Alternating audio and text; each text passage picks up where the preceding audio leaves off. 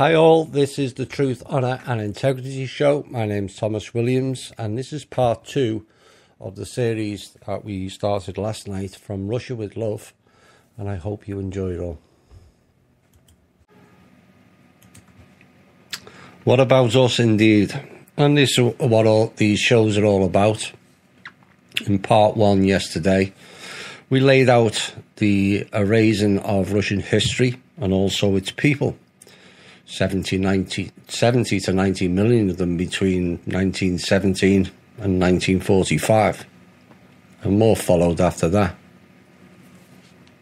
A country that was taken over by Zionists with an agenda that encompasses finance, land grab, resource stealing, and a complete wiping out of all that are not part of their agenda. Now people will say, well, you don't really believe some people would want to wipe out 90% of the population. That's absolutely ridiculous.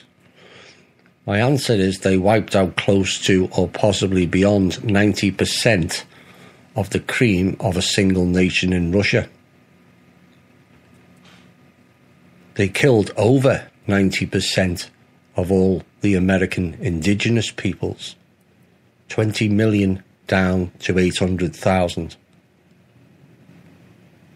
They wiped out or totally near to extinction various other tribal peoples also, be it in the Amazon, the Maoris, the Africans, or the Aboriginals. 1/3 of Europe was wiped out via the Black Plague, which then reached Asia and the Middle East. Do you think that was an accident?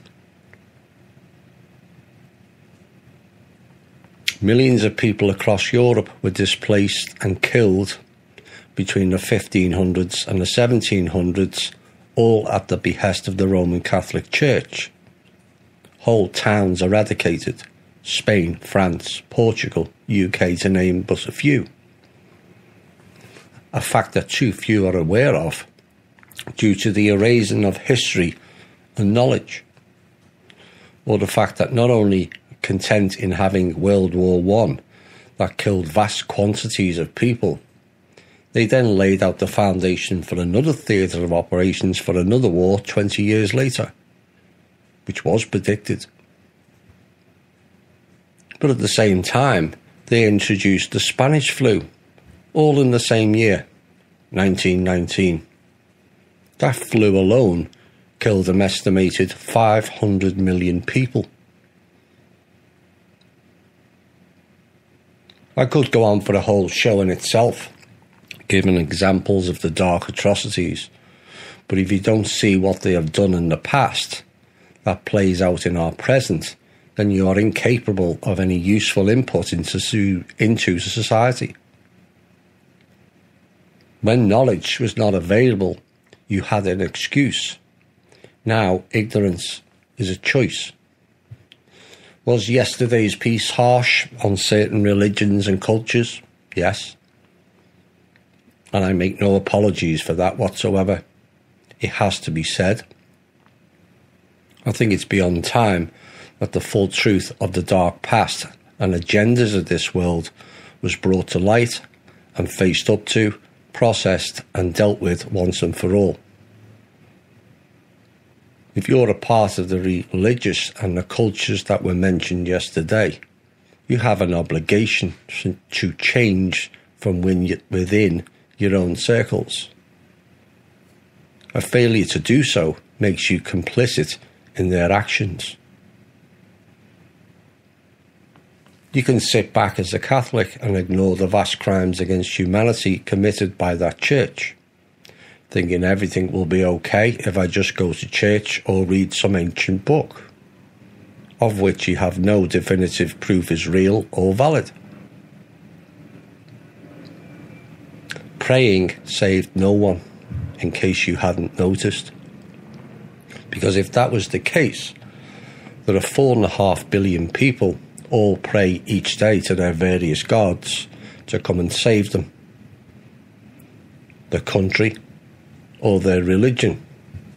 You would think with that amount of effort and free will choice, something would change. But it hasn't, has it? No one came. No one is coming to save you or anybody else. It's one giant trick played on the whole of the planet by the dark forces to make you inactive and seeking an external source, when the answers all along were internal. The answer was you. The God you have sought outside of you was always within you. You are the saviour. You always were. You just forgot. Time to remember, methinks.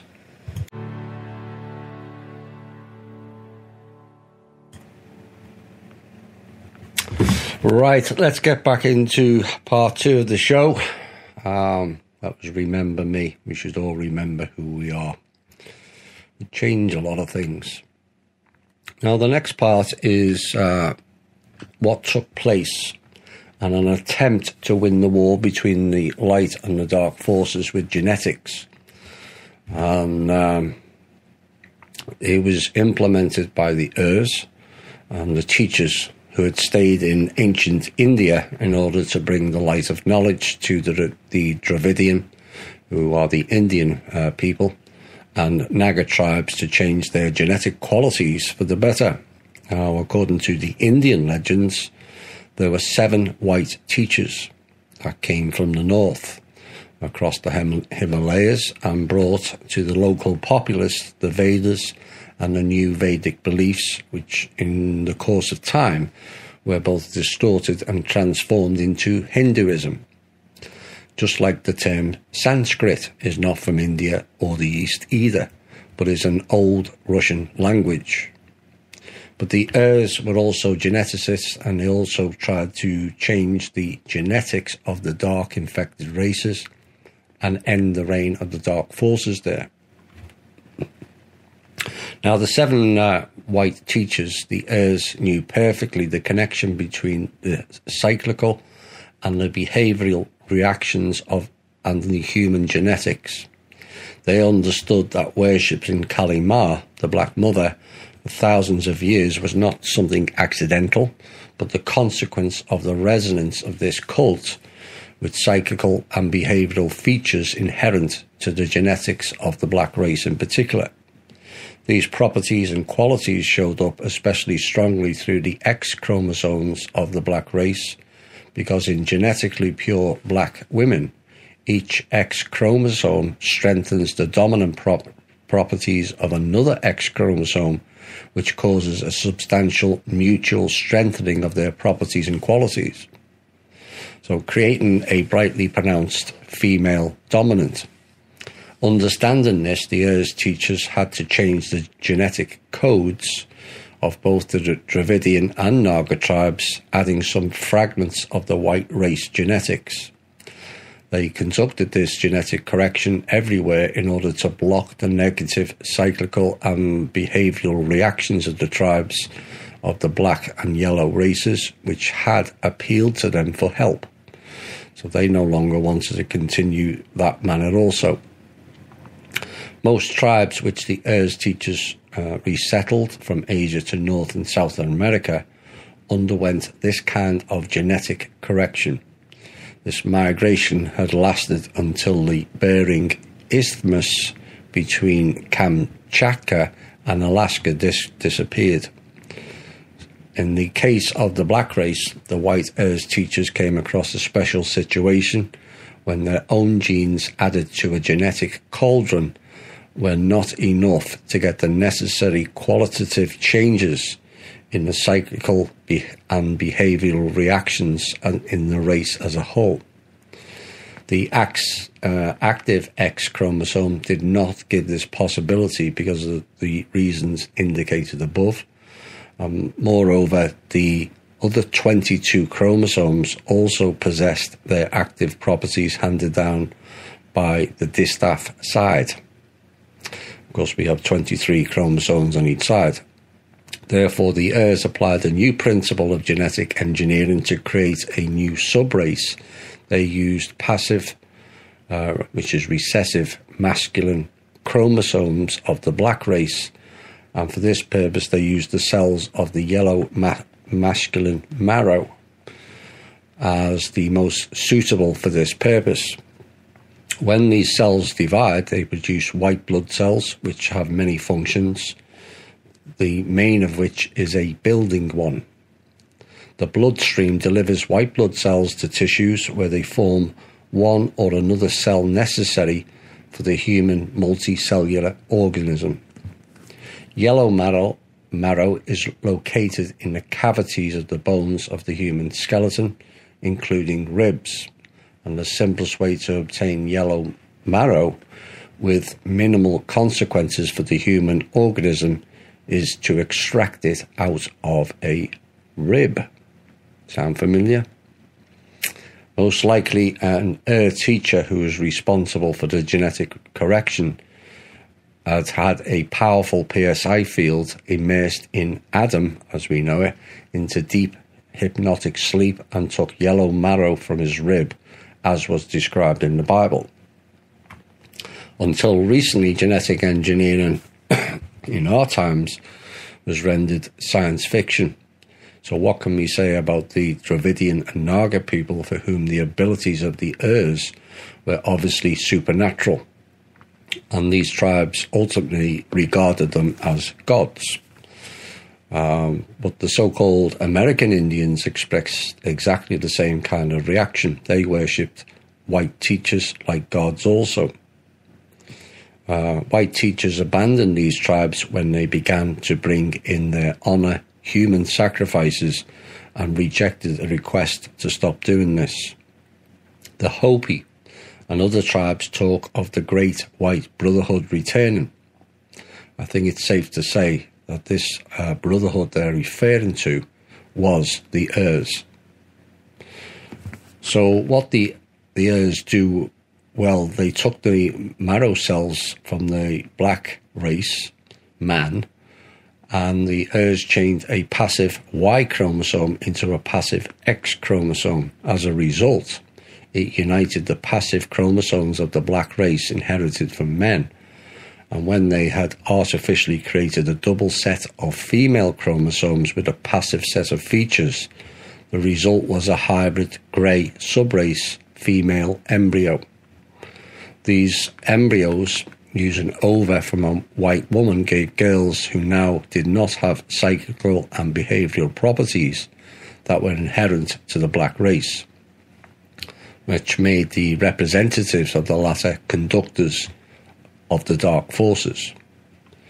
Thus, a Judaic Eve, a woman of the grey subrace, and I'll repeat again for those who haven't listened to the first show, by subrace it means hybrid, not inferior, was created.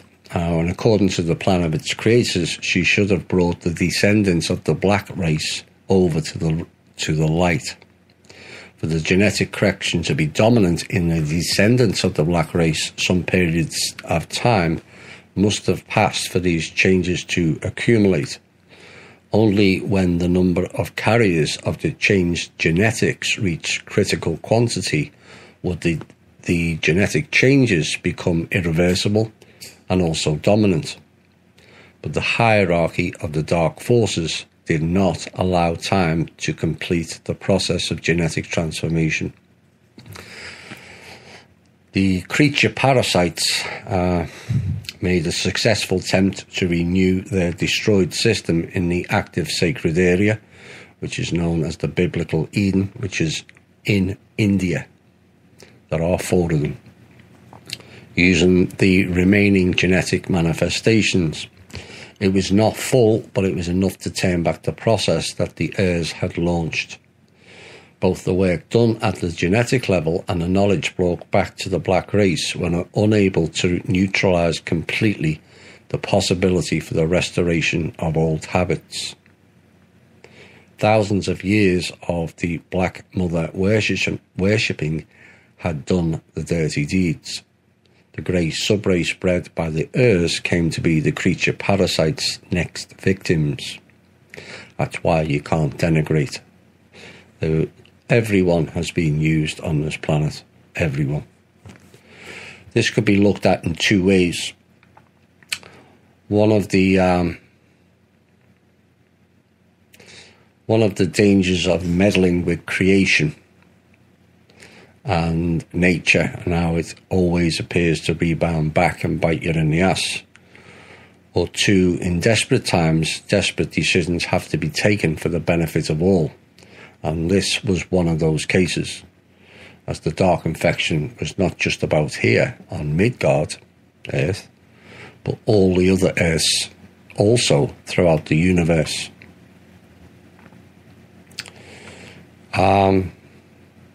This is how the Vedas describe man arriving here and the consequences of war.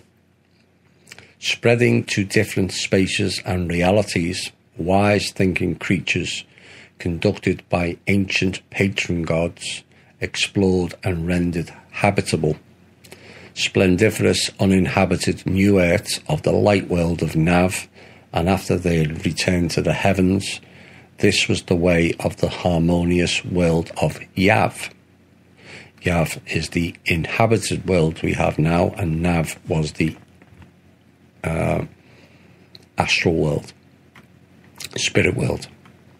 They have been conceived in the light of joy, living light of joy, which the great primordial Ram-Ha radiates.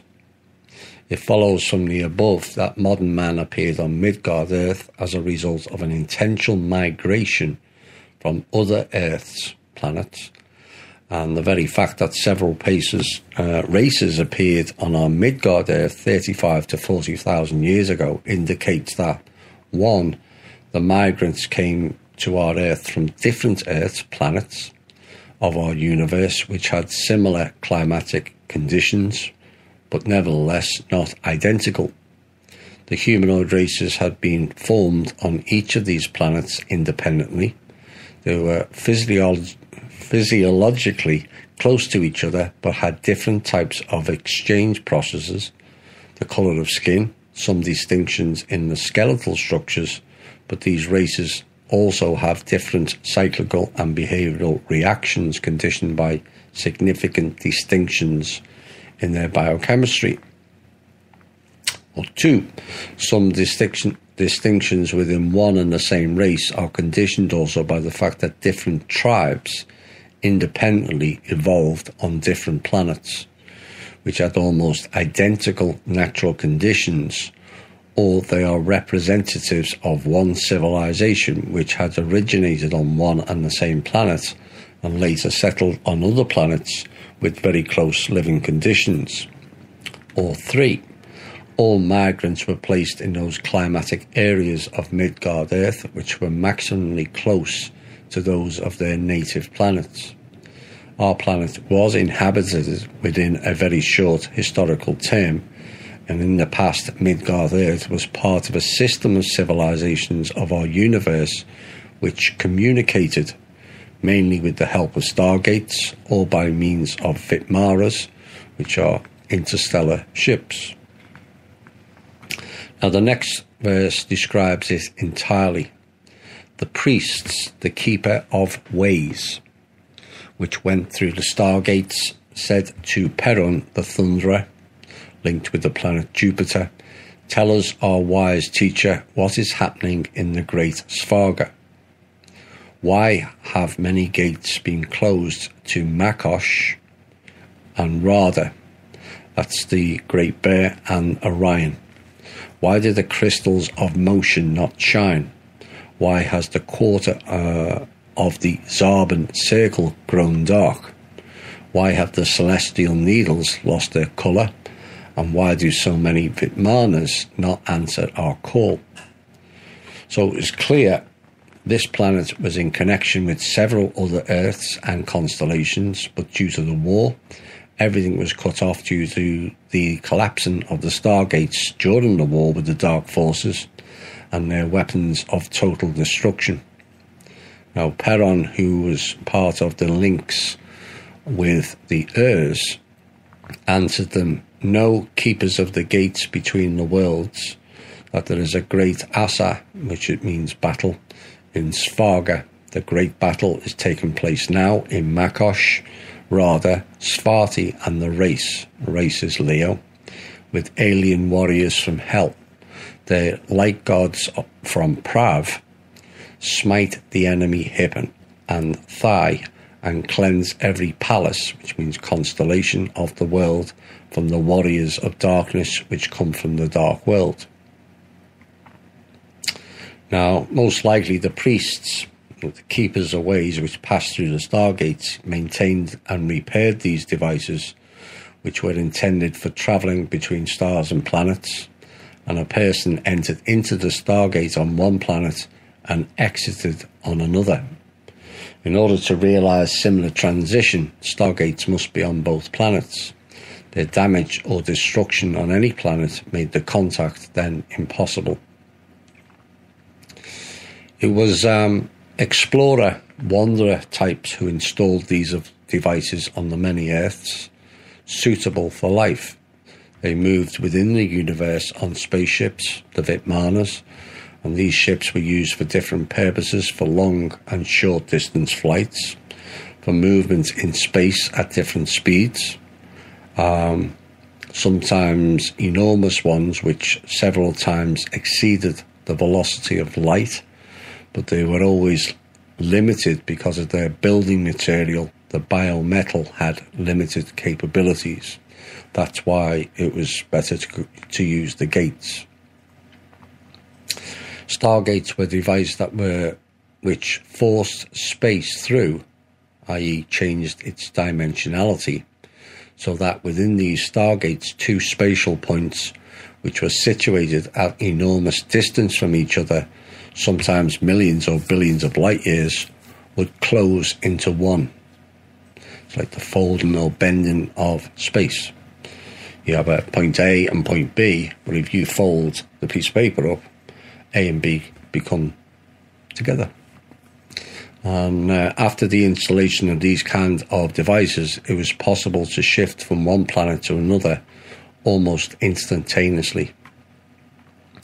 Now, exactly through these devices, the stargates installed in several places on Midgard, all the main races of Homo sapiens came to our planet. Moreover, each race came through its own stargate.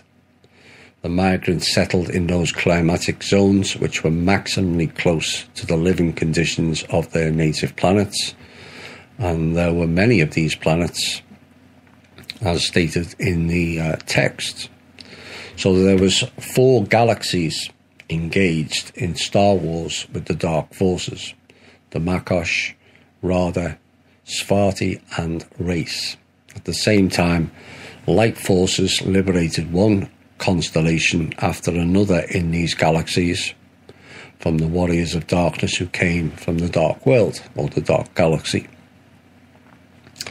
Many civilizations of these galaxies took an active part in this intergalactic war, including some civilizations which had transport connections with Midgard Earth.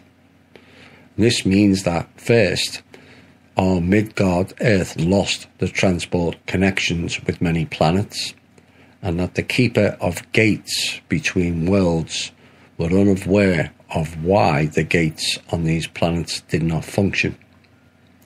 Second, there were a great number of other planets with which Midgard Earth was able to make contact, and gates were switched off on these planets because they were in the area of military operations, and there was a risk that dark forces could control them. If dark forces had managed to take the working gates, they could have quickly and unexpectedly appeared on many other planet Earths, with which the worlds mentioned in the extract had contact through the gates. Therefore, when a planet Earth was threatened by the dark forces, its gates were blocked immediately. In other words, this kind of action was an ordinary precautionary measure, and Perrin tells us about this. To protect from the spiteful enemies who converted flourishing Earths to ashes, who shed the blood of innocent creatures and spared no one, neither young nor old, Many gates were closed in order that alien enemies could not get to the light earth of the great Svarga, and that they did not repeat Taurora's fate. Taurora was the one closest to Earth, which had illuminated the worlds with its wise love in the light Radha. So Taurora was one of the nearest gates, not the nearest, but Taurora was part of Orion. And yet you hear so much about how bad Orion was. Like everything else, there's good and bad in every groups. You don't have to label them all as being bad.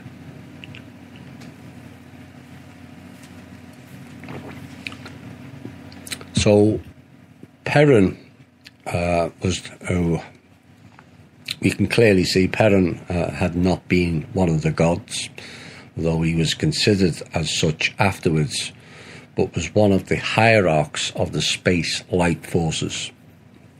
He had arrived on Midgard Earth with a mission to explain to the keepers of the Stargates what was going on in both big space and also on Midgard Earth. Similarly, we may assume that all the other gods of the Slavonic Aryan Vedas occupied one or another position in the hierarchy of light forces in accordance with their evolutionary qualities and abilities. Now, this is important because there's a lot about this god and that god, but the reality is each and every one of you could be classed as a god if you've advanced your own soul development. Part of the problem was there was beings who were not prepared to advance their soul development and cheated and just self-declared, I am God, I am Ra, I am this, and all, I am Zeus, you name it. Titles. Now, this is in relation, as I've said, to your soul development of going not only through the 7 Midgard Earth planes of evolutionary development, but advancing through the 7 cosmic planes and then the 7 universal planes. A being, whether it's from one of the Draco or one of the humans or one of the Pleiadians that goes through those stages, is technically a god. They're not there to be worshipped. Can be admired, but certainly not worshipped. The key is, what are they doing with that knowledge and evolutionary development? As I often use the term that Tanath used, never put anyone above your own heart. But these are, some of these dark forces are the gods that many people are sadly praying to on this planet, and it's doing tremendous damage. So when you go through those evolutionary planes of soul development, you then become the teachers, like the Urs, and the hierarchy of the light forces. And the dark forces wanted and still prevents beings on this planet and many others from developing beyond the lower astral plane of the subsequent Earths. For one, it stifles development, and 2, it feeds the astral beasts who are under the dark control. If everyone on this planet was on the mental plane, and there are 4 of them, and you can't necessarily tell whether you're on the 4th or the 7th plane. But if everyone was on the mental plane, No one would tolerate what's going on here. No one.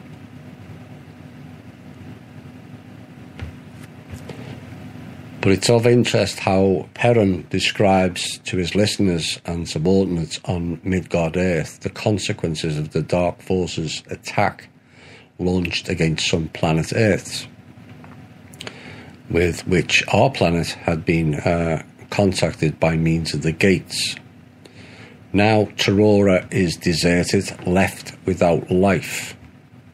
The multi-gate circle is torn to pieces. Mountains are brought down on many needles, and only ashes of 7 sazens, and 1 sazen equals 7 feet. So in other words, the ash was up to 50 feet. And the same image, sorrowful and cheerless, that was seen in Arkelner on Rutter Earth. So that's another different place. I haven't managed to find out which part of the solar system Rutter's from, but that was completely smashed to smithereens. Those particular planets had shined in light. Makosh, Great Bear, or Ursa Major, Ursa Minor, and the gates between worlds are now fused stone. That's important to remember. Celestial needles are roadside dust. All cities were destroyed by the strong flame that rose from Rutter's surface to the sky. There's no life in that earth anymore. Without sun, there are no plants, birds and animals, and wind carries only ash to the valleys and fills up the canyons with it. It is a cheerless and quiet in the world of ruins, where once life dwelt everywhere. The Fash destroyer, Fash, evaporated all rivers and seas, and the sky is filled with black clouds. Not a ray of light can pass through the dark gloom. Life will never come back to this world. That sounds all too familiar, does it not? Perhaps it's we'll have a short music break again and give me a chance to have a drink.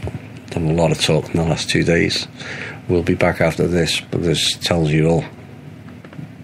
What is it good for? Nothing.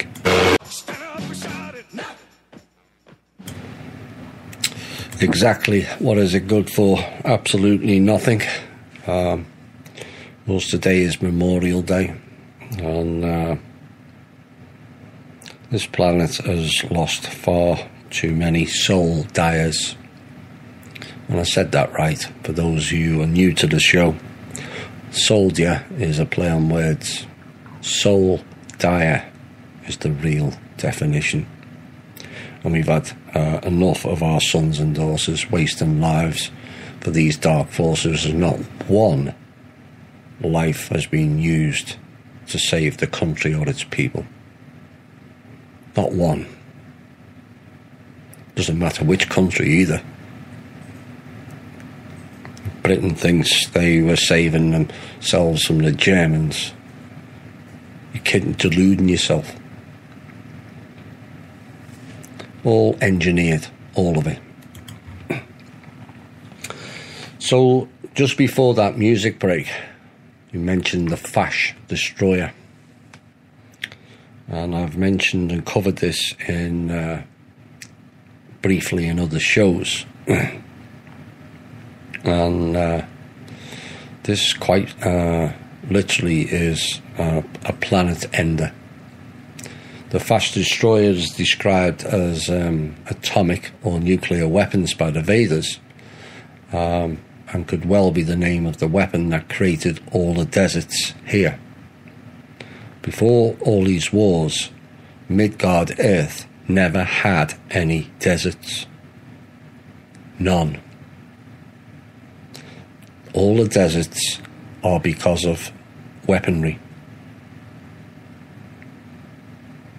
Now, the North Pole and Siberia regions once had lush vegetation. Otherwise, why would woolly mammoths have resided there? Can't eat ice, can they?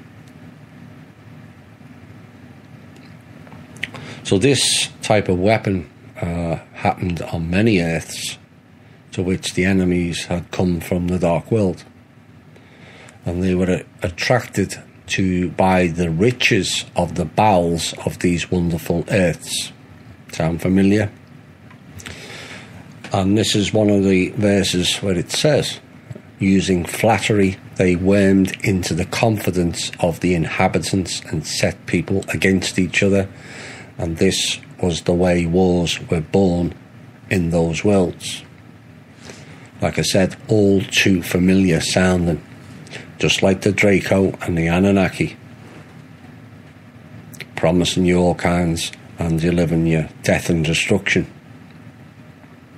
Now, when the wars were over, the rest of the survivors were exposed to what is called Tziran rays, Tziran. And people were deprived of their consciousness and will, and they mined the riches from the bowels of the earth, submitting to the alien enemy's orders. And when the riches of those earths were exhausted and the bowels of the earth were emptied, the enemies destroyed all the people and took everything they had extracted from those earths. But when people were able to drive them out, the strangers sent the Fash destroyer to these earths. Now, Perrin describes the consequences of using the Fash destroyer, taking as an example the fate of two planets, Tarora Earth and Ruta Earth. He gives a detailed description of the consequences of the nuclear blows delivered to these planets and describes the Dark Forces' strategy and tactics. This, he said, happened on many Earths to which the enemies had come from the Dark World. The narration, and we can see the picture of horror and senselessness of this space catastrophe unfolding before our inner eyes. Interesting terminology there. Star Wars are not an invention of science fiction writers, but the reality of the past and the present. The fight between light and dark forces is not some conditional concept that depends on the point of view or desire of the person who expounds it, trying to describe himself from the best side and wishing to make the truth favourable to him. This fight is the fight between life and death, evolution, movement forward, and evolution, dead end. When a social parasite of the planetary level gets the possibility to act in space, it becomes very dangerous, especially if he has a weapon which can convert planets into deserts. Now, the words as such mean nothing, but only that which they reflect or transmit. Dark forces or devil, Koshis or dark Arlegs, princes of darkness or Chinobog, Draco, mantids, raptors, reptilians, greys. The names are not important, but the essence is. Without understanding an understanding of the essence which is behind these and other words, it is easy to become a plaything in the hands of these forces. When black is declared to be white and white black. And in order to avoid this kind of trap, it is necessary to penetrate into the sense of these words. One needs to feel them deeply in his heart, comprehend with his soul, and reason to be filled with the light of knowledge and understanding of what is going on. Words are magic spells that the dark use to bind us to the dark deeds. Well, we've covered this many times in the ordinary shows. Once you look at the words, suddenly you see a picture and a pattern. It's not good. In simple terms, the essence of dark and light, of which all living things are both aspects, and it comes down to choice, is parasitic in nature. Dark beings are parasitic of which they feed off others. Whether you are a Draco, a creator being, an angel, a human, or an animal, if your whole existence is about feeding off the energy of others for selfish purposes, that in essence is the definition of being dark.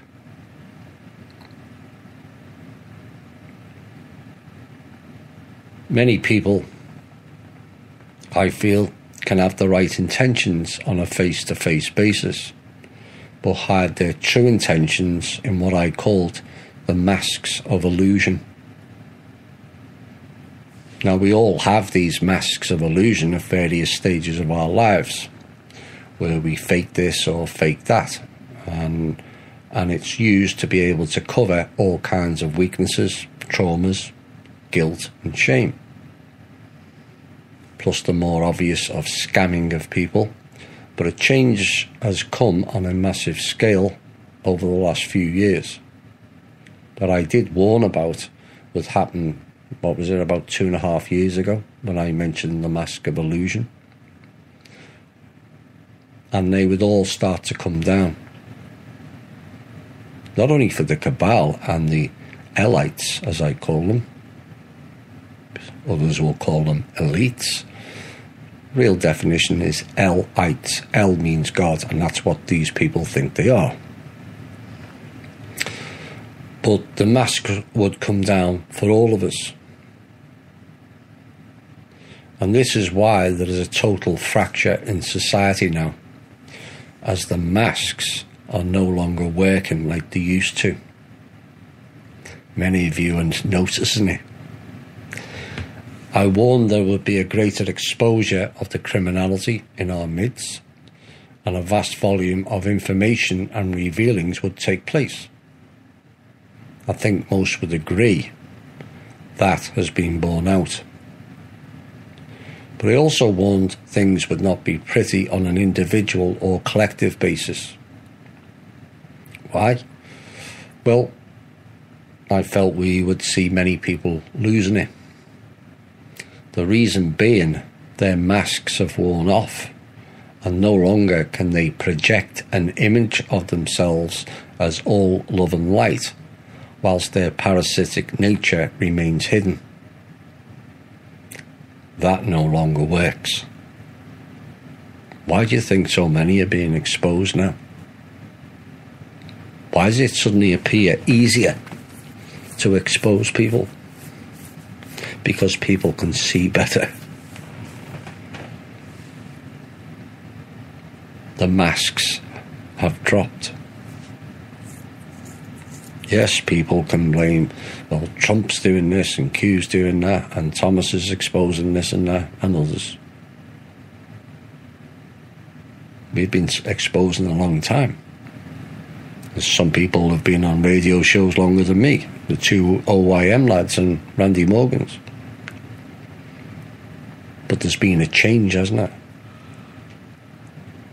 And the reason is the masks have come down. It had to happen that way. Now, what has also happened is people noticing things a lot quicker than they used to, because you're paying more attention to it. As an example, look at how quickly many of you spot trolls on the Facebook page now, compared to a few years ago. That's only a small part of it. But that also transfers onto other aspects of life. People no longer tolerating vampiric family members or loved ones anymore. Do you think that's all a coincidence? It's not.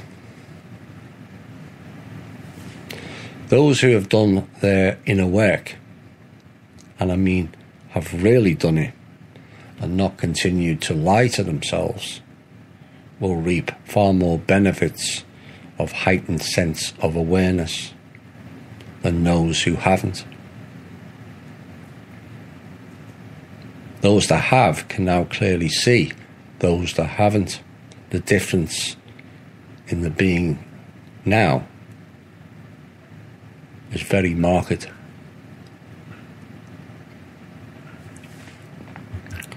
Regular listeners know I've referred to the 100 series on TV as a good guideline to some of our past history. And way back in time, humans chose to not remember their past lives due to not being able to deal with the pain and the trauma of some of these wars that are being described in this show. In the series, it is called Taking the City of Light Pill. While everyone walked around like zombies, drinking alcohol, doing drugs, on a veritable free-for-all sex orgy, while life carried on, oblivious.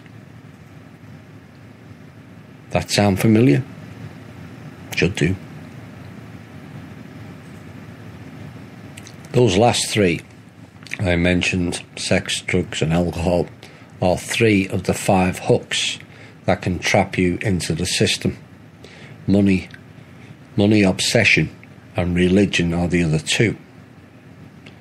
All of them are energy-looting concepts, and so vampiric. Drinking and drugs brings in the spirit worlds, which have been heavily corrupted for and by the dark. All psychedelic drugs all have one thing in common. All of them are low vibration plants. And I mean all of them. So they are not there to enlighten you, but to stifle your own development and to put you into a trap where the dark entities reside in the spirit world. Drugs are about forgetting life's ills, and you go into the other worlds and can forget about this realm for a while. And whilst there is much about this world we would all like to forget at times, is that not repeating the city of light pills? The only way to really forget is to face up with it, deal with it, and move on to different and better path. Whether you call it saving your karma or by some other description, the same effect is felt. And the only way to deal with anything of that nature is to go through the pain and the trauma, process it, and let it go. Masking it, ignoring it, denying it has led us all to where we are today. Pain, trauma, and the dark can also be great gifts of learning on the physical and soul level. It all depends on how you approach it. Dark lessons. No one ever developed their abilities by not making mistakes. The person who never made a mistake never did anything.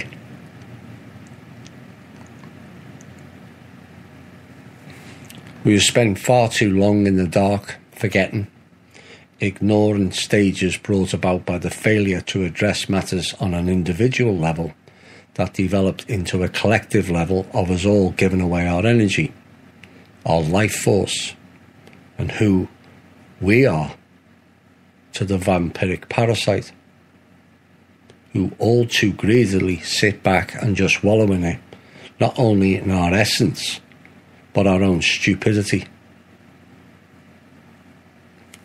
We handed over control on a plate, and it's time we took it back, and giant strides to that fact have now been made, and progress is fairly rapid.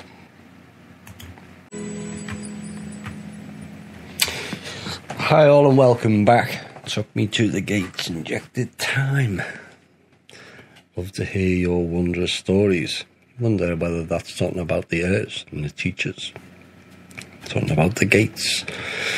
The next part is about gates, and gates are down and major trauma unfolds and what happened next. So many of us wonder, why does life feel so lonely here? Why does it appear that we're all alone? And that Earth, Midgard Earth, appears to be in the middle of nowhere. Well, as the text stated, that was not always the case until the gates were collapsed or closed. Mainstream science is only recently catching up to some of the concepts of life back then, but they are hampered by religious dogma and compartmentalization of the knowledge. All of it is wrapped up in theories, most of which is downloaded by them to confuse and distract. That includes Einstein and Tesla. They received the downloads. Da Vinci also, in some aspects, but as I understand about him, a lot of those drawings he did were copies received following a trip organised by the church to China. That unearthed a vast array of knowledge that was unknown to the rest of the world at that time. So a detailed description of the consequences of the nuclear blow on Rutter fulfills this task the best way. However, Perrin pronounces only a few phrases about Torora Earth. Now Torora is deserted, left without life, and the multi-gate circle is torn to pieces and mountains are brought down in many needles. Yet the Slavonic Aryan Vedas mentions the multi-gate circle only once. These words, as if by chance, have enormous value. The human consciousness simply skips them, because almost no one understands this concept. The point is that the gates between worlds united Earth planets into a system, into some kind of star transport network, the working of which was provided by means of a powerful source, and obviously the source was not located on Midgard Earth. Besides, the nature of this source was not electrical, magnetic, gravitational, or any known combination of them. Modern orthodox science has only touched on the real, natural laws.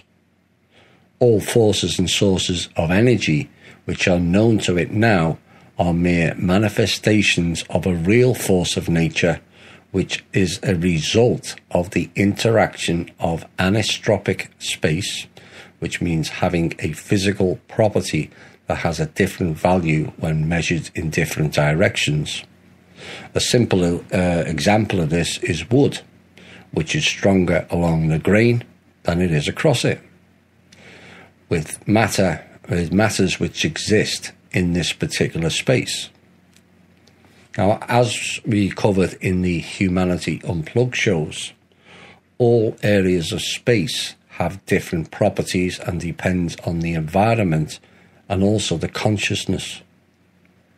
You can't have life in a space-time that doesn't have the requisite properties to begin with. The space with continuously changing properties and qualities interacts with matters which have certain characteristics and qualities. As a result of the interaction of infinity with finiteness, the universe, which is partly accessible to human understanding, originates. So you can't just place universes wherever you feel. It has to have the correct properties. And understanding the nature of this interaction, one gets the possibility to control these natural forces.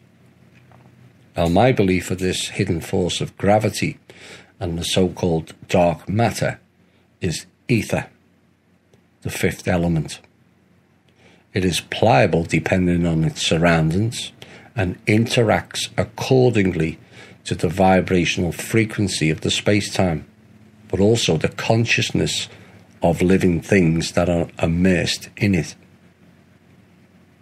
The operational principle of the gates between worlds is based on the understanding of the nature of interaction of space with matters.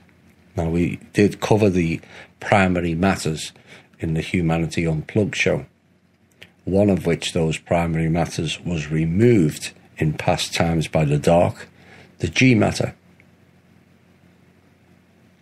That is now returning, which means an end to inorganic life.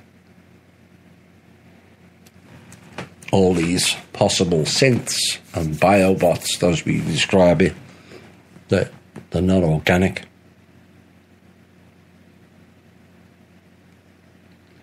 So the gates between worlds are united in the systems, and each of them has its own source.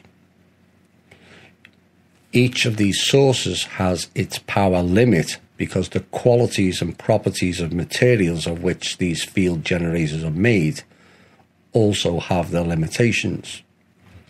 Thus, the number of gates between worlds which can sit in each field generator is limited and depends on the distance between the Earths, or planets, and the qualitative state of the space between them.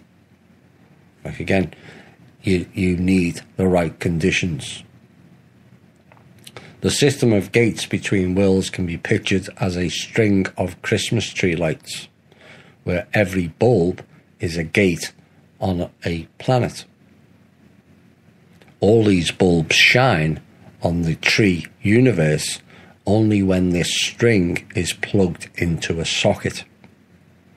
And that's the key understanding.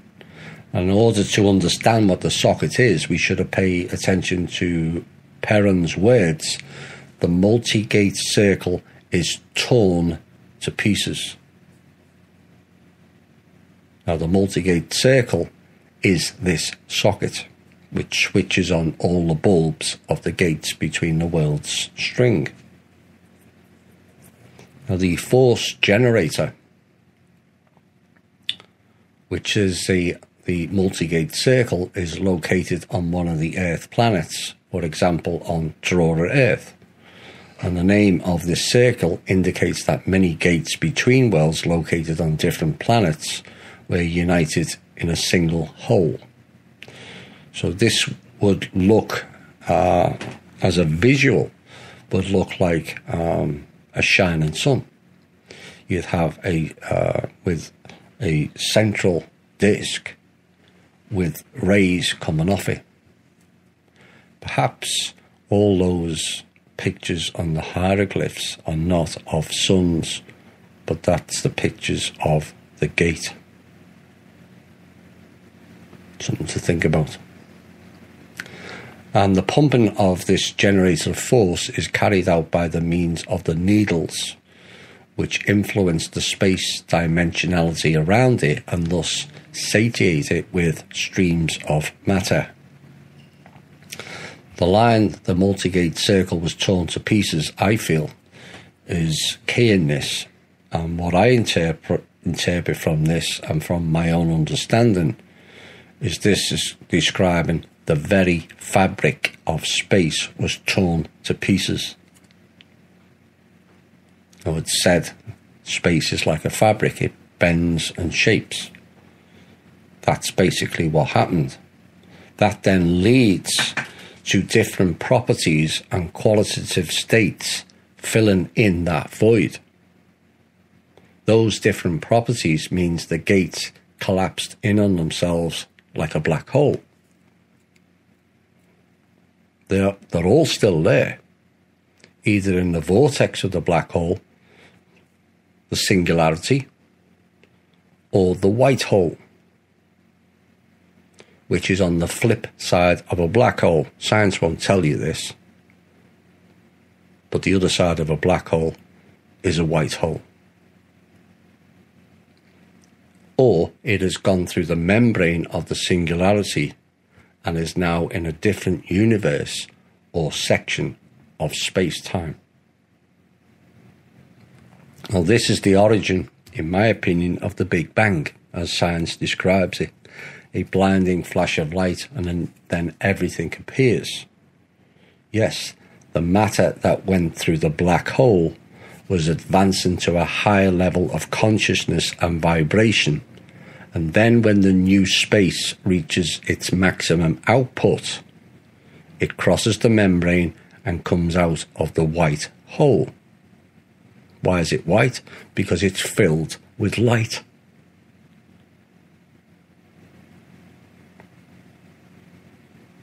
It is only the white and blinding. It's only white and blinding as it was hidden in the void or the singularity, like a train in a tunnel.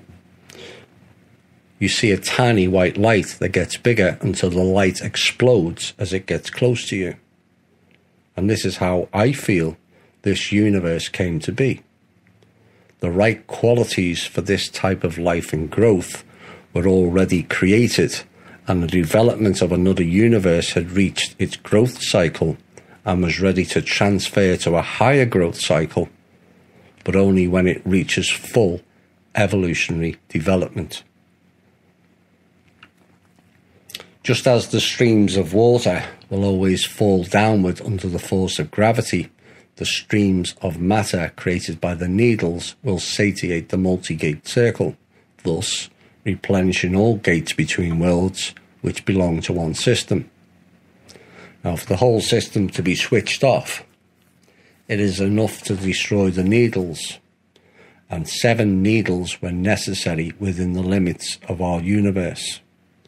Around each multi-gate circle located on a key planet, Perrin tells his listeners about exactly about this event.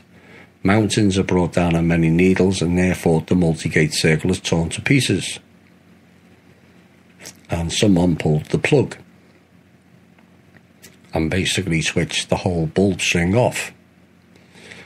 And likewise, the nuclear blow inflicted on Aurora Earth, which is the key planet in the interstellar transport system and the place of the location of the multi-gate circle, Orion, resulted in that all gates connected with Aurora Earth were shut down. But the sad thing is, our Midgard Earth was attached exactly to the Aurora Earth system. The gates between worlds were closed to Makosh and Radha. Makosh is the Great Bear, and Radha is the Orion constellation. You ever wondered why those 2 constellations are the most viewed? Now you know.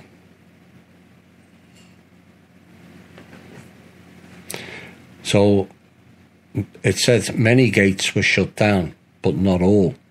And this indicates the fact that there were stargates on Midgard Earth which provided contact with many constellations of our galaxy.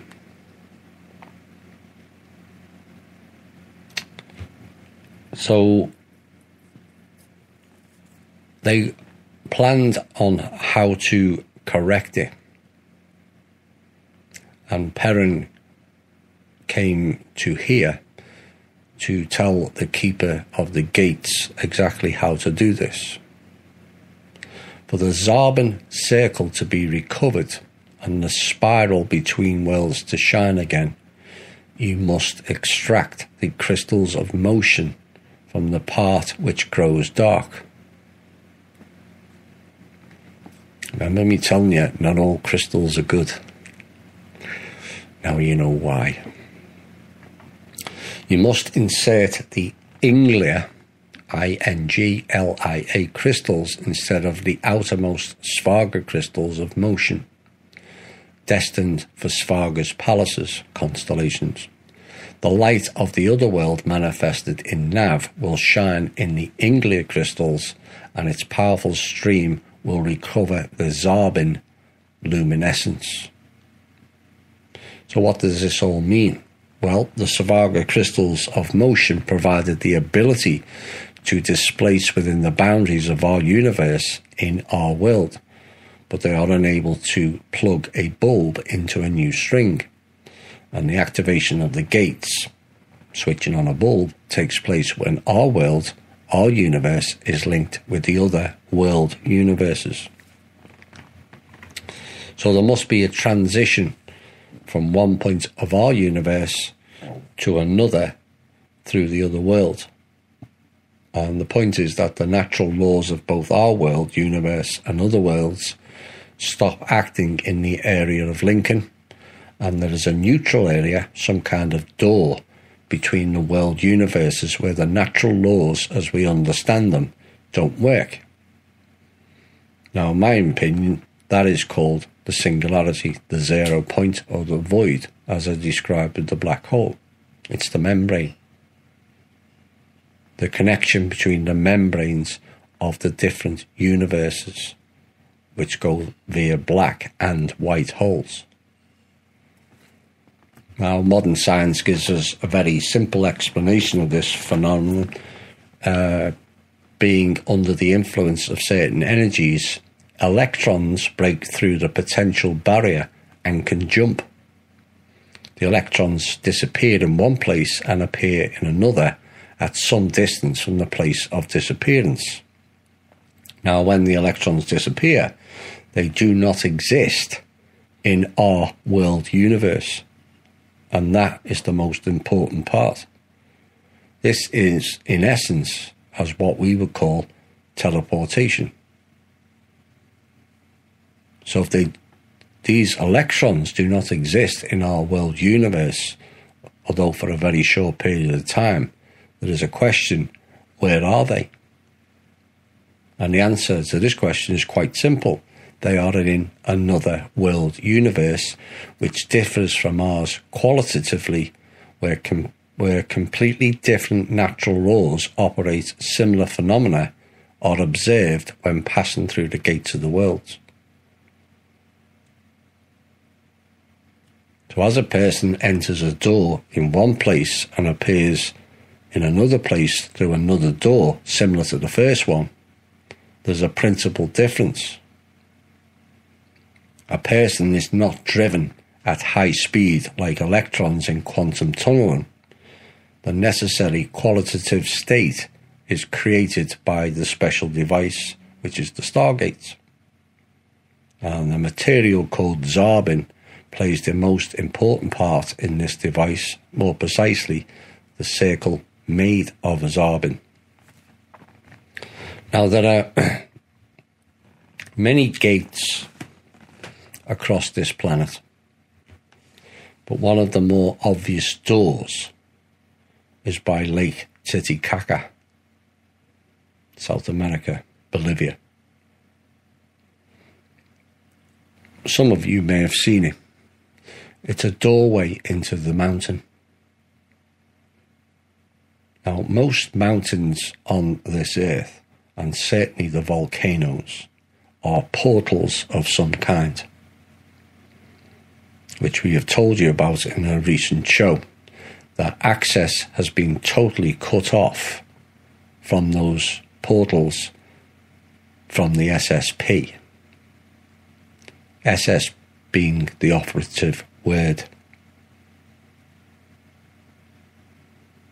All military on this planet are controlled by the others and rogue families with high elements of DNA that are not human.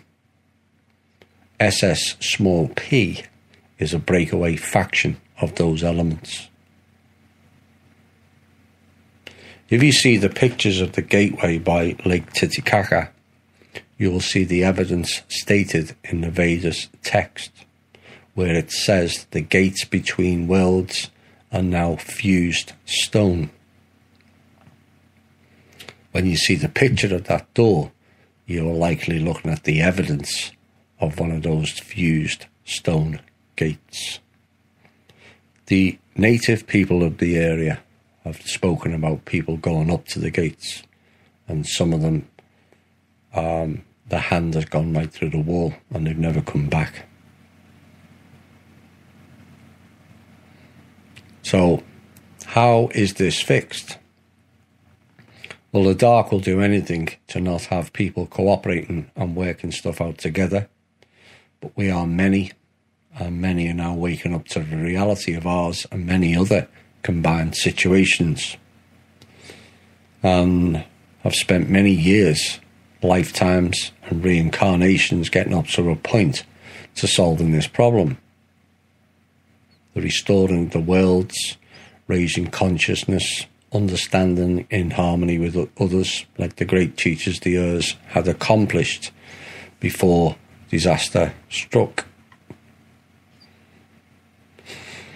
As you see an even shine on the spiral on the Zarbon circle, you must change the crystals back as they were, because the other world will be in front of you.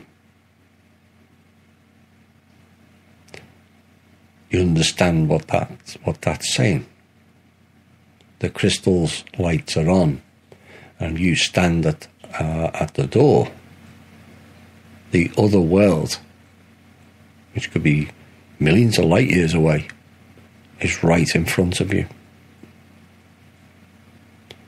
Know the light of the other world is baneful. It takes radiation of souls. And mind dims in the rays of the other world, powerless to understand what is happening with the soul. And the life of unreasonable, soulless creatures, interesting term, does not go to Svarga, heaven, but it goes to hell. And there they pine away in darkness, knowing neither themselves nor what has happened. This is an interesting verse. From my perspective, to change it back via the crystals, you will see the other world again, riddled with irradiated souls. And this proves there was nuclear weapons here a long time before the last century. As I keep saying in the shows, technology is not now or a science fictional future, but it is the past. They just introduced it at certain times to fulfill an agenda. Now, the second part mentions something that has only recently been made aware of: the soulless creatures. Some people have difficulty with that, and I do understand it. But why are the ancients talking about the same thing as what we're talking about now? People with no soul. Again, it's not a new thing, is it? Like technology, it's old. This has been going on a long time. And we've covered these soulless entities in quite a few shows. In the final judgment, they will not survive as we transition into a new phase of space-time that is more conducive to soul growth and evolutionary development of the living organic souls in here.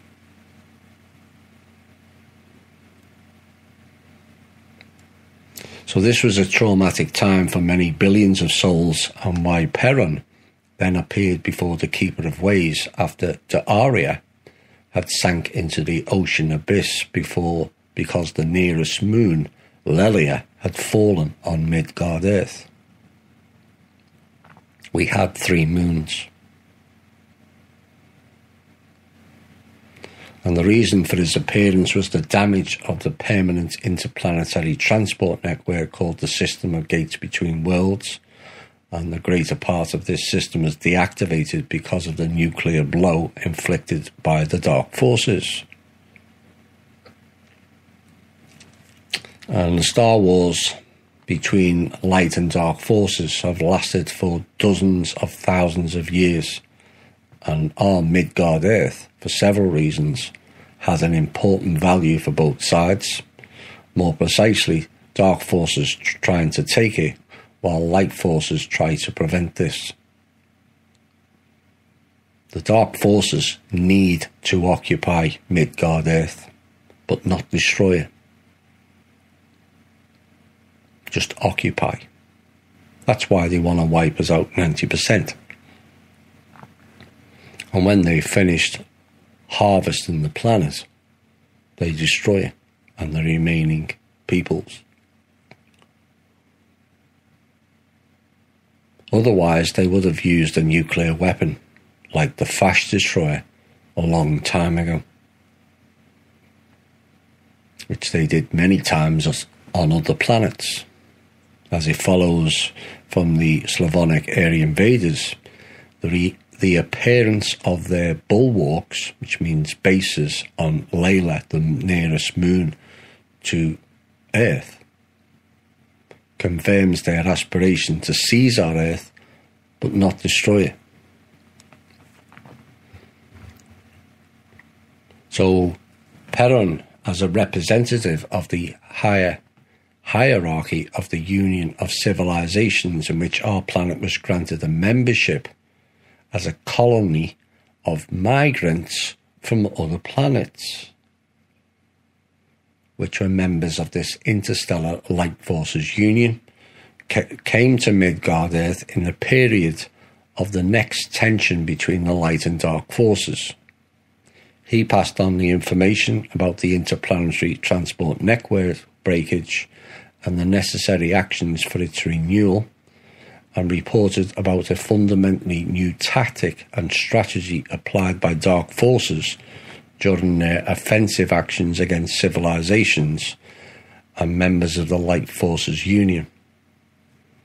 And he also gave out information about the supposed actions of dark forces and their consequences concerning Midgard-Earth. This is covered in the next verse. The Volkov Svatzozar, Sviatozar,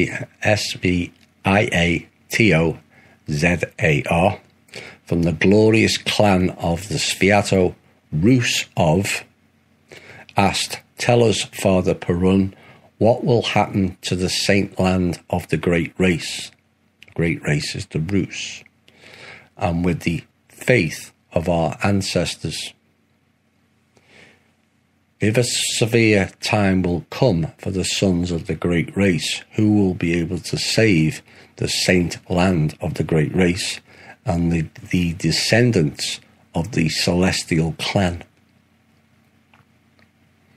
Now, a terrible ordeal inexorably approached on Midgard-Earth, and a direct contact with a legion of dark forces, which devoured everything healthy and strong like a cancer tumour.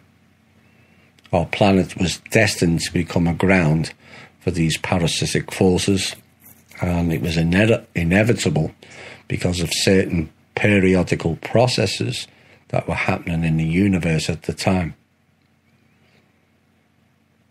Back then, light forces did not possess the abilities to resist dark forces so that they could protect themselves from aggression and completely neutralize the enemy. This is a key aspect, this next paragraph.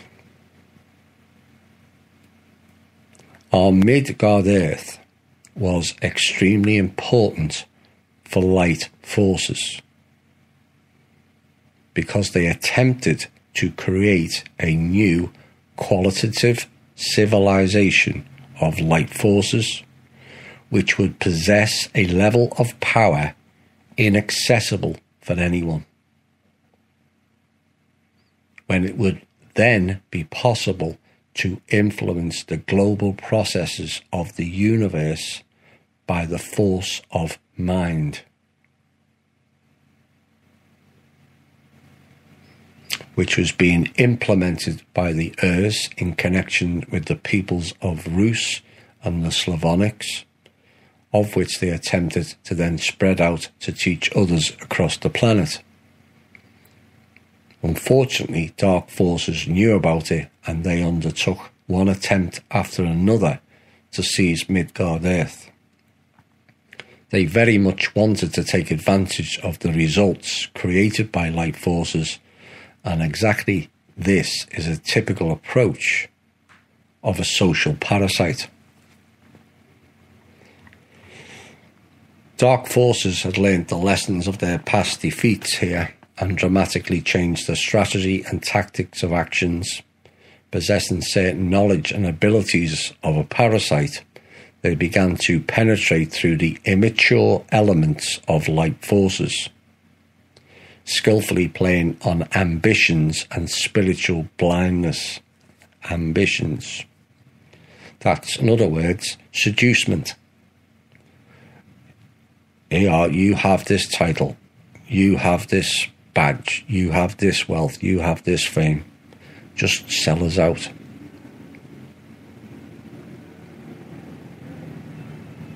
They created situations when through these elements they could get very important information about the systems of protection of the Earth planets, which were on the light forces side. Now this has echoes of today, where people with ambitions sell themselves out, and everyone else for that matter, for their own selfish purposes. I did a piece recently about the two main issues we face here: fear and seducement. Far too many have sold out to the dark forces for fame, wealth and fake titles. King this, Pindar that. All an illusion of control that too many people with a lack of morals and weakness all too easily succumb to. But unfortunately at the time, the dark forces, it became possible when nature itself involuntarily favoured them. It was a periodic change of the streams of the primary matter, which form both our and other universes, that created an Achilles heel for the light forces. The domination of one or another primary matter in the overall streams of primary matters dramatically influences the evolutionary development of reasoning creatures at the initial stages of their development. So this is what we were talking about in the Humanity Unplugged shows. Stream of primary matter, which is the G, which is the note most people are hearing in the right ear, because it is returning in. You take that out of the mix, it's going to stifle people who are reasoning like us,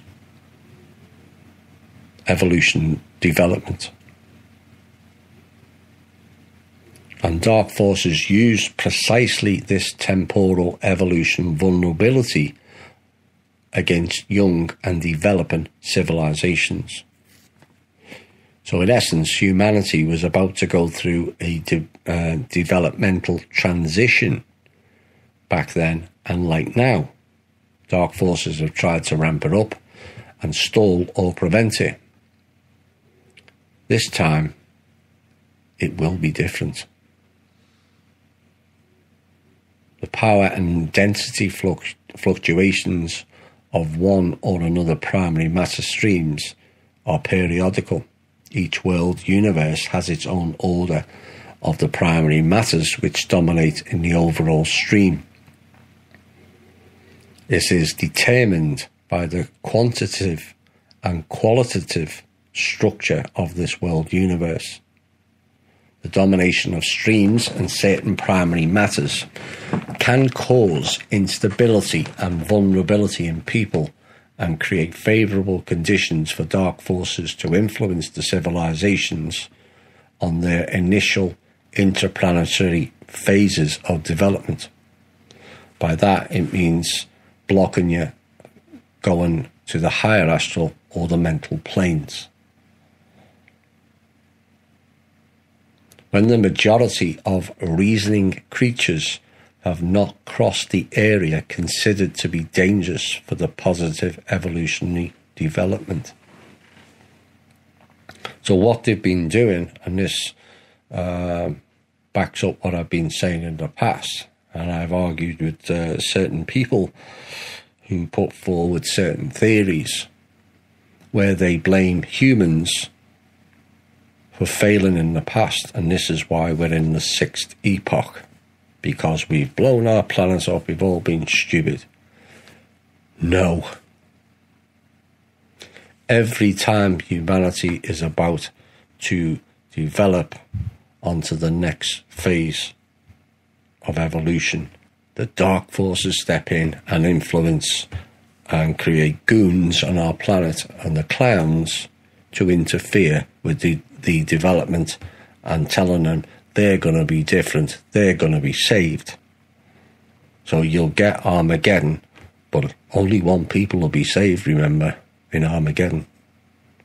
Newsflash, you won't.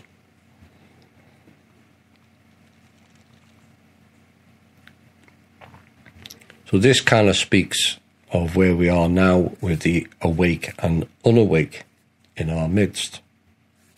They failed to heed the many calls, failed to address any of the symptoms of the dark within themselves or collectively. And why I said over 2 years ago, it's now too late for them. Nothing too bad will happen to them, but they will have to face their own judgments and remembrances. And remember, our own judgments are often far more severe than external ones. They will go on for more development phases, as I understand it. I want to make it clear. It should also be noted that no one who listens to this and other shows is responsible for others not awakening themselves. No one. Each person is responsible ultimately only for themselves. It's called personal responsibility.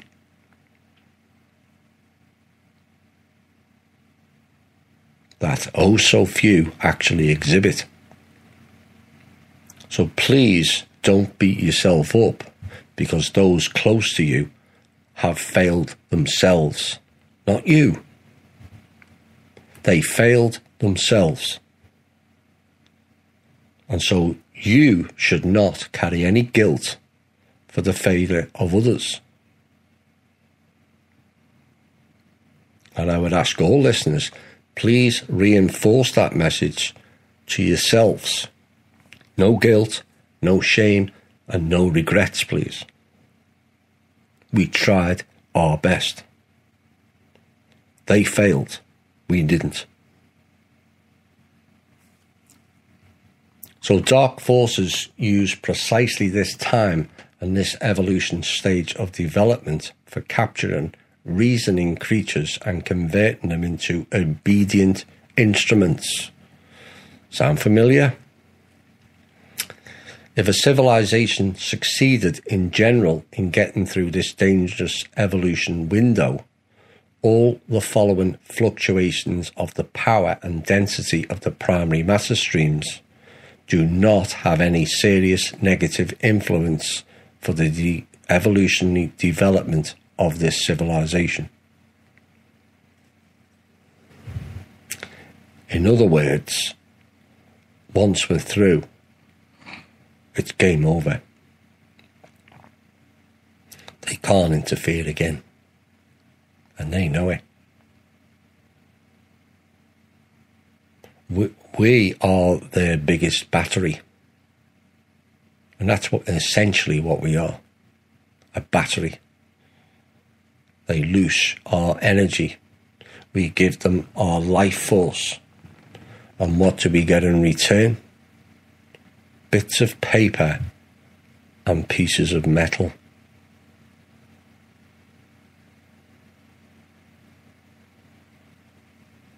Do you understand the absurdity of that from an overview point of view?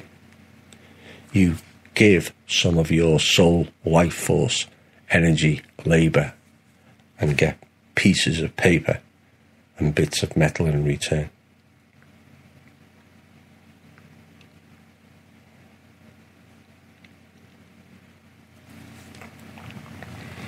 Unfortunately for our Midgard Earth civilization, this is in the past, not now, the dark forces stirred to greater activity, timing their next attempt exactly to the beginning of the period when it was crossing this dangerous evolution window.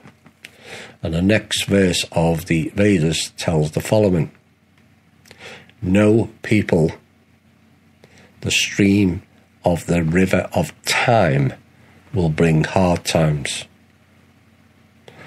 To the sacred land of the great race, only priest keepers of the ancient knowledge and secret wisdom will remain on this land, because the people will use the force of Midgard Earth elements and destroy the small moon together with their beautiful world. And the circle of Svarog will then turn, and the human souls will be horrified." The line, "Only priest keepers of the ancient knowledge and secret wisdom will remain on this land."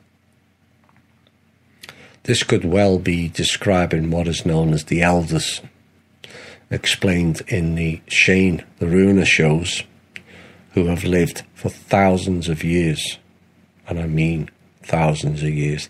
They were here at that time. They were here at the time when the Draco arrived. They told us not to sign that agreement. Some of those elders, as I understand, are 350,000 years old.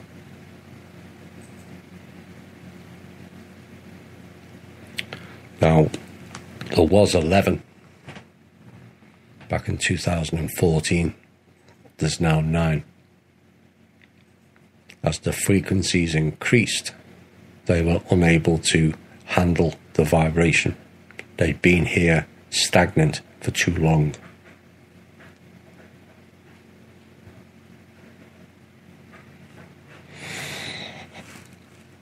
We were trying to I asked directly, but Shane was in contact with the elders, at least one of them anyway. And I tried to arrange a meeting back in 2014 to see if we could convince the elders to step forward and help. That was kind of refused, as they refused to step forward and help for the last 16,500 years. Basically saying, well, you made your bed, so lie in it, because we went against their wisdom with the Draco. Not long after that, 2 of them committed suicide.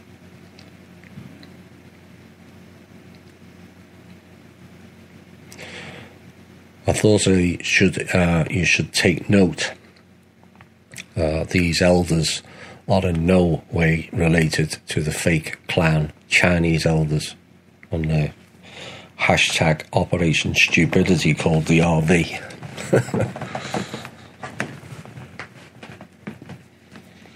So only the higher caste of the priest keepers were able to avoid the danger of the dark forces' influence at that time, because they would have already passed the interplanetary cycle of evolutionary development and therefore become immune to it. That's what happens when you transition and go into a different phase of higher development. You become immune to the dark. Certainly in the manner that they have portrayed here anyway. All the others who failed in completing this evolutionary stage of their development would be unable to withstand the virus, is what it says in the text. Interesting terminology, is it not? Of course, we mentioned back in the THI Sunfire shows about the fractal virus that permeated itself through 80% of this universe. Maybe that's what they're referring to, the dark fractal virus.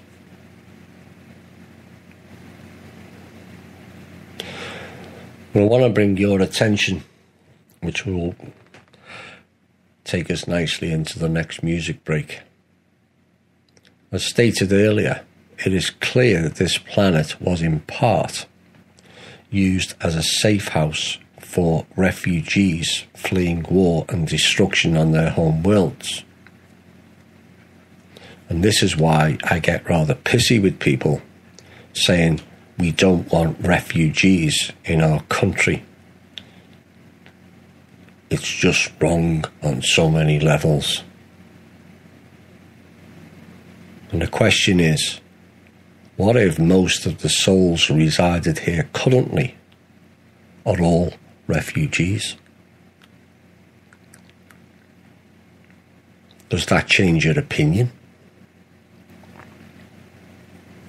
For those who won't welcome refugees in their time of need, perhaps they need to think and act differently with the new knowledge available.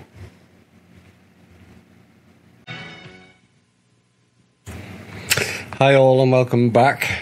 The next portion of this is called The War of Atlantis, not Atlantis. The described events reflecting the consequences of the armed conflict between the ancient Slavonic Aryan Empire and the Antlian, known as Atlantis, its province which had separated from it, and this happened 13,027 years ago, exactly. The war for world domination resulted in the planetary catastrophe when the small moon Theta was destroyed and the fragments fell down on Midgard Earth, causing tremendous natural cataclysms. And this is when the axis of Midgard Earth changed its angle to 23.5 degrees. 13,027 years ago. The continental plates began to move, causing powerful earthquakes and volcanic eruptions. The clouds of volcanic ash thrown into the higher layers of the atmosphere hid what they called the Yarilo, Y-A-R-I-L-O, sun. I'll have more on that later. Twilight set in for a long time, and vast areas of dry land sank into the ocean abyss, while the others emerged from it. The waters of the Atlantic Ocean hid in its depths the rebellious Antlians forever.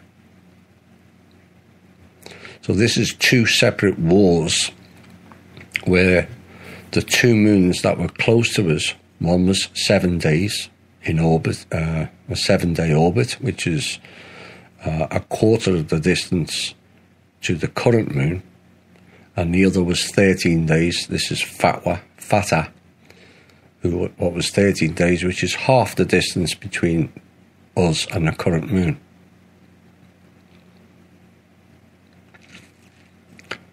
New mountain ranges rose at once. Giant tsunamis turned around Midgard Earth several times, and the term that they mentioned earlier, and the circle of Svarog will turn then.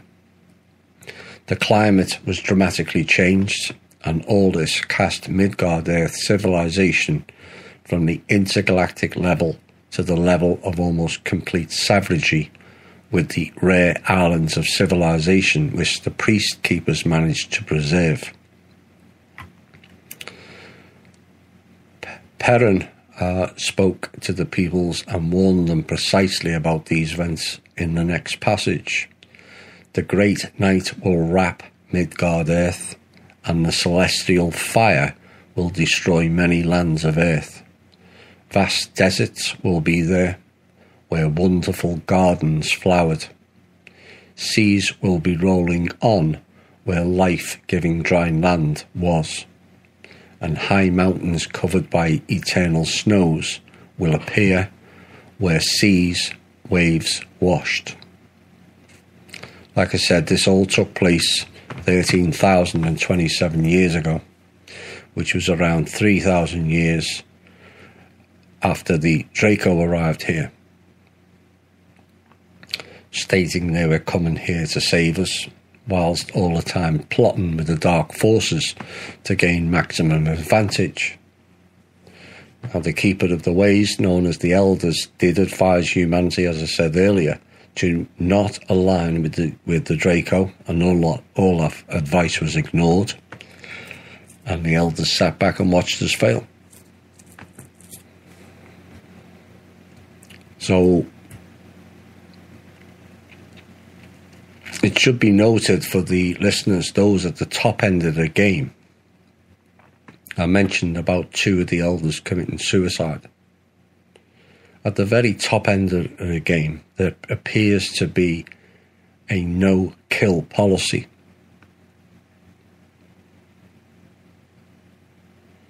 But they make efforts of the dark to try to get people into a state whereby they end up taking their own lives.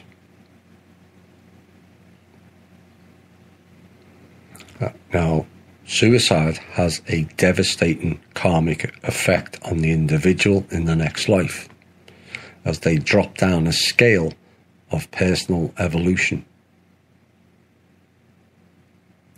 Now, during the war between the ancient Slavonic Aryan Empire and the Antlans, nuclear weapons and the THI influenced forces of nature were applied, and the conditions here were described clearly. People will hide in caves from the poisoned, death-bearing rains, acid rain, and will eat the flesh of animals because the fruits will be filled with poisons, and having eaten them, many people will die. The poisoned streams of water will bring death to the children of the great race and descendants of the celestial clan, and thirst will make people suffer.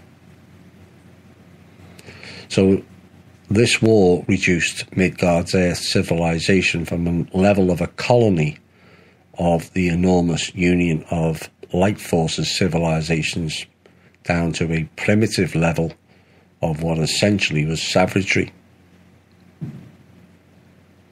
In times of full strife, the lessons learned, it seems, can return to us in an instant, or lessons not learned. Back to the primitive, everyone for themselves mode, and subsequently have and have-nots aligned with divide and conquer. Same thing over and over again. So the reason for the issues with the Antlans on this horrible situation was the spiritual immaturity of the Antlans' higher caste. Same problem over again. The higher caste here, the bloodline families, are all psychopaths. And they're dictating. It's the same when there is cosmic meetings. Every species sends idiotic war warriors, all dick swinging, male or female. How about we send the people with reasoning? Do you think America would be at war in Syria if it was really up to the people? Do you think we'd be in Afghanistan? Do you think we'd be threatening North Korea? Absolutely not. All these wars that have gone on for millennia are all because of spiritual immaturity is at the higher caste of each species, not just human. The Draco higher caste are beyond stupidity.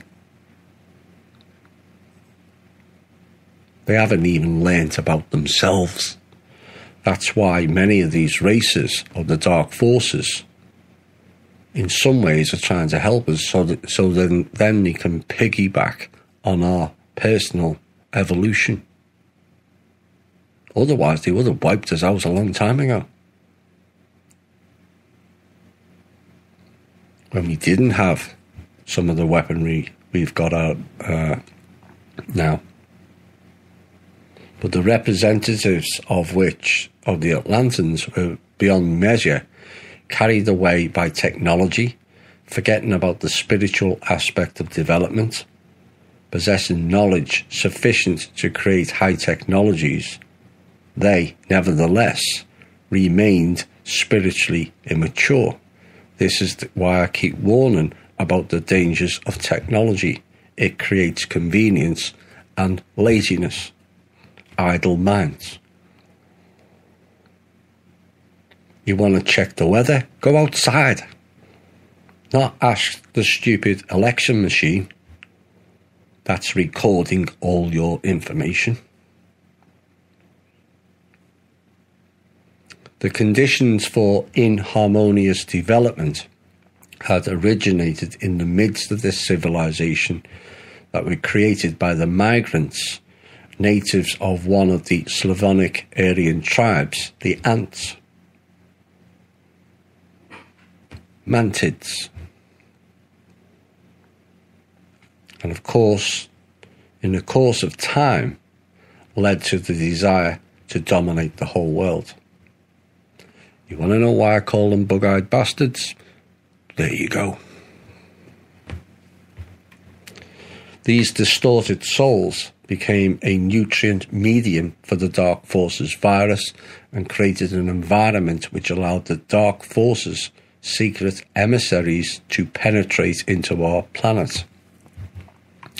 Star parasites succeeded in penetrating our Midgard Earth, and from this moment, the nuclear catastrophe which happened 13,000 years ago became inevitable.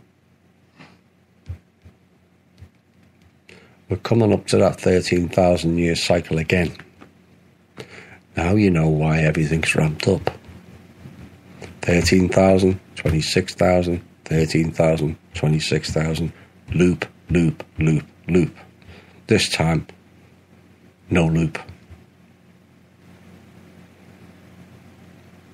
So this virus, as I said earlier, could well be related to the fractal virus described in greater detail by Sunfire and Tanath. Now, the secret preparation of the representative of Antlan's ruling caste, infected with this virus, but taking the power on the planet by force, which resulted in the nuclear war, which in its turn resulted in a catastrophe which eliminated the majority of those who were affected by the dark virus.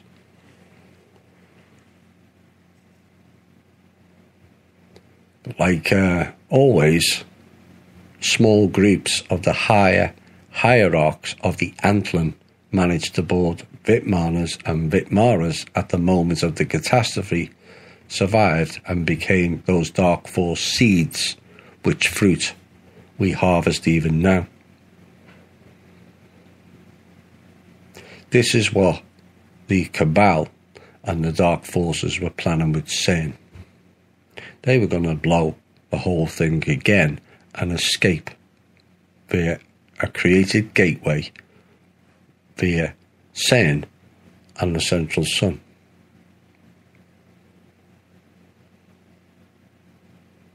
Unfortunately for them, we have people with abilities on this planet that shut it down in August of 2015. They had to complete it by December 2016. It failed.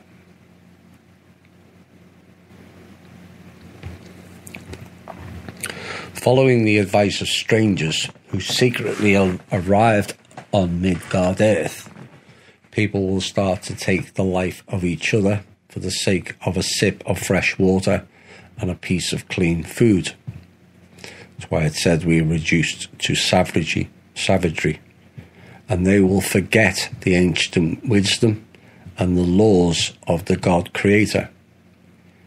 The great disunion will come to the world of Midgard, and only priest-keepers of the sacred land of the great race will keep the purity of the ancient knowledge, despite all ordeals, privations, and death. So the Earth inhabitants of our planet had now become infected by the Dark Forces virus. Midgard Earth was isolated from other Earth planets of the Light Forces, and the gates between worlds, the Stargates, on our Midgard Earth were disconnected from the transport system of Light Forces civilizations to prevent the virus penetrating other planets. Our Midgard Earth was then put into quarantine, which will last until our planet either rids itself of the virus, thus getting immunity to it, transition, or is destroyed by the dark forces. There is no other option.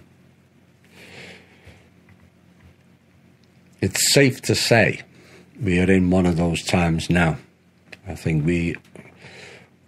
those of you who go over this material and study it will realise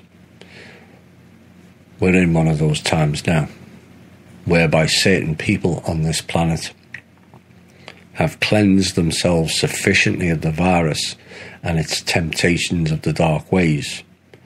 And this is why everything currently appears to be in chaos. One desperate group clinging on to the old paradigm, which despite their protestations to the contrary, has failed. And one group pushing forward with a new paradigm and a potential return to the old way of being, taught by the teachers to the general populace and then spread out across the lands.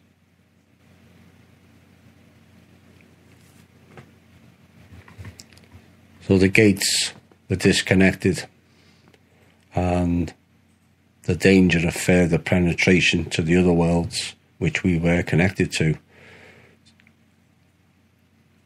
cut us off. And that's why we've not had that much help or much visitation either. We have to do it from inside. The gates will not function until our planet is free from the influence of the interstellar parasitic system. Now, the Russian language has preserved some traces which indicate the use of the gates in the past, and the word to leap, sigat, means the same then as it does now, except for the fact that one leaped, not from one step to another, but from one planet to another through the gates between the worlds. Perhaps this adds a whole new meaning in and also understanding of the quote, one leap for man, one giant leap for mankind. Does it not?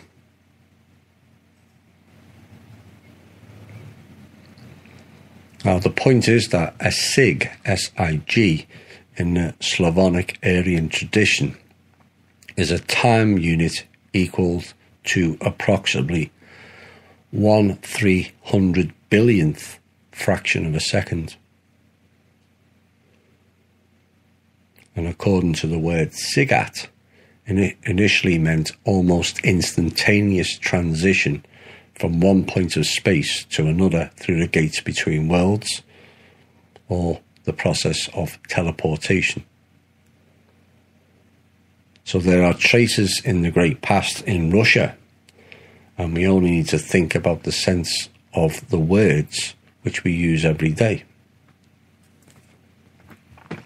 We spoke yesterday about the night of Svarog, which has lasted for 1,000 years, and that being over now. And the dawn of the day of Svarog has already begun, and the dark forces have no chance of waiting for a new Night of Svarog to try again taking over complete control of Midgard Earth. It has to be in that sequence. Or humanity has to take the next step along the evolution ladder during the day of Svarog. If this happens, the next Night of Svarog will not help the dark forces to obtain their goal. We become immune. They know this perfectly well, and this is the reason why the last night of the Svarog was the most terrible and bloodiest out of all the previous nights. The dark parasitic forces had almost succeeded in gaining their object, especially during the last century of the Night of Svarog, which was the 19th century.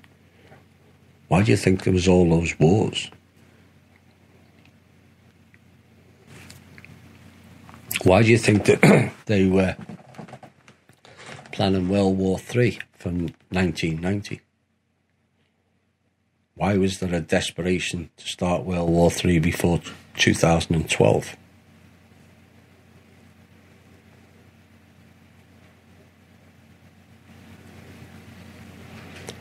They're not going to get it.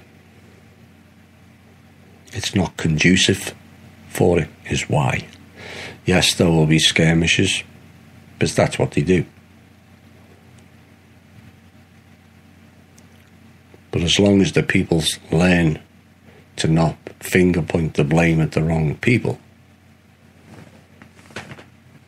like blaming all Jews for what the Rothschilds doing, or blaming all Americans for what the clowns in the US military are doing.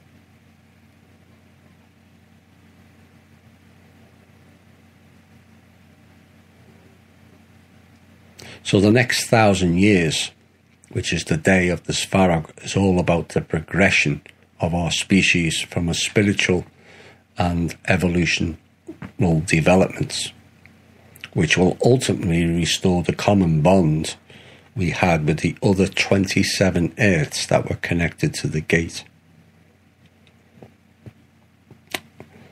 But for those with negative thought processes, this does not mean it will take 1,000 years to complete.